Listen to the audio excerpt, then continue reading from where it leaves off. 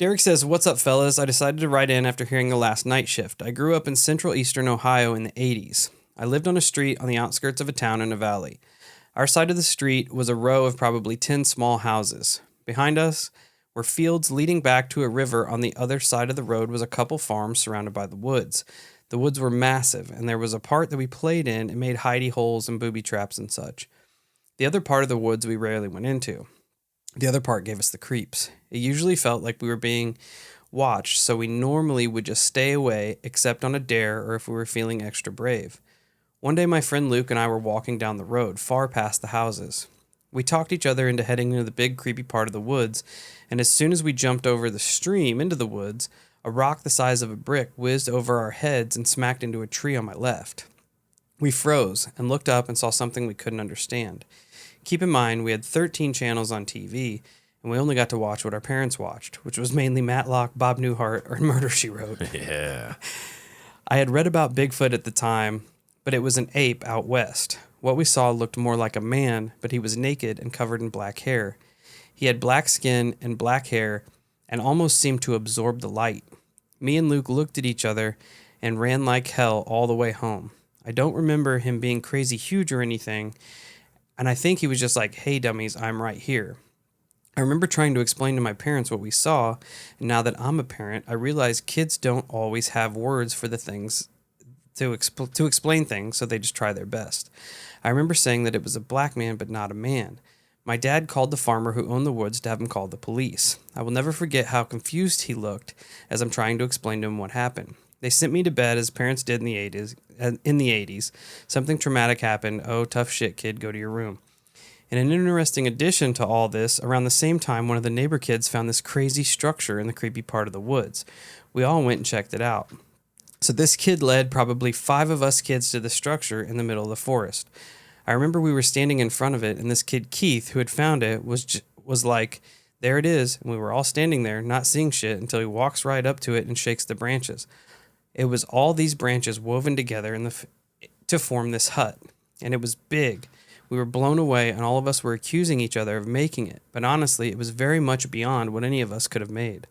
There was an opening that a few of us went into, so it was big enough for at least 3 of us to stand in.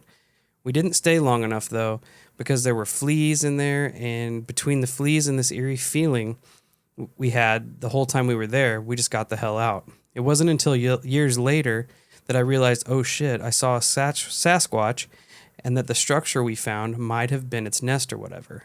Keep it weirds, my dudes. Derek. Derek, thank you so much for sharing your experience. Dope, first off. I know Ohio is kind of a hotbed for Sasquatch activity.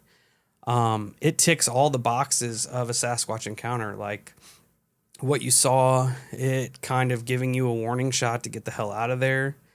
The structure lines up with all the Sasquatch lore. That's one of the main things in the investigative field that they're out searching for is these stick structures, and you see them all in the main Bigfoot hotspots. So it definitely sounds to me like you for sure had an encounter with a Bigfoot. Yeah, I agree. And I actually, as you say that, described the creature to us, I just literally saw a picture of what you described, except apparently it was taken in Texas, I believe. Oh, that's dope. Like it legitimately matches the exact description that he gave. So it's pretty odd timing to say the least. I wish I had the picture still because I would post it, but I found it on Instagram somewhere. I was just kind of scrolling through and saw it. So it's I mean, it leads credence to what you saw. Yeah, it is awesome. I'm curious as to if I think a state trooper took the picture too. Oh, that's dope. That's dope. I wonder if your friend recalls this. The one that you were out there with, right? If he remembers seeing the thing thrown at your head too. Or if any of your little buddies that also saw the structure ever saw anything out there in the same area of the forest or in any forest in your town. I'm curious to see if there's any other sightings or lore in that general Ohio area specifically. It would be bizarre to stumble onto a Bigfoot house.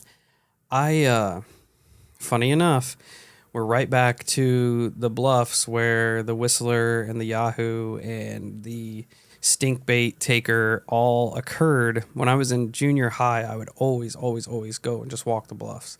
I don't know what I was doing. I was just being a weirdo. I'd always walk on mushroom hunting and shit.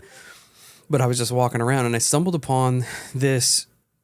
It's not a stick structure in the middle of a valley. It was a perfect circle, but the edges of it were raised, probably a foot off the ground, like something had made like a nest essentially. But it was probably, I'm trying to think, it was probably 12 to 15 feet in diameter. That's a pretty good size. Yeah, because I could lay in it and not touch any of the sides, because I was thinking, man, this is big. And it was noticeable enough that you could see the circle.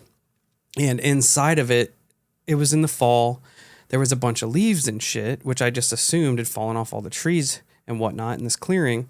But I started kicking the leaves around and I started finding all these bones, all these animal bones. There were deer bones. They were like little predator jaws. I don't know if it was smaller, so it was probably a fox or a coyote jaw.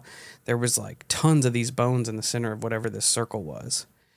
And I got the hell out of there and never went back. I don't blame you. I got creepy vibes once I started seeing, because you see the circle, you know that something intelligent had to make this circle, right? Right. Then you find the bones and you're thinking, oh shit, maybe this is a nesting site of something. You see the bones and you're thinking, shit, it's a nesting site of some sort of predator. So then I just got the hell out of there. I need to go back. It's not very far back in the woods and see if I can see it, see if it still exists, because it was weird. It caught me off guard. It'd be weird if it was still there. And like I said, ever since then, all this other weird semi-squatchy activity has been going on. So it makes me wonder if maybe, I mean, I don't know what they would use it for, because there was no protection. It wasn't like it was like deep into the ground, because it was almost like a reverse moat around this thing. It was just dirt that had been piled up in this circle that was about a foot off the ground. And the inside, it wasn't dug out very deep. But I don't know. There was bones in it and shit. It was fucking weird. That is weird. But now it's stealing stink bait at the back of my dad's truck and whistling at me when I'm walking around. Yeah, he's just letting you know he borrowed some bait. Yeah. But thanks again, Derek, for your submission. If you still talk to any of your old friends, I'd be curious to know if anybody else in the town saw it, or pretty much just that. If there was any other encounters in your town.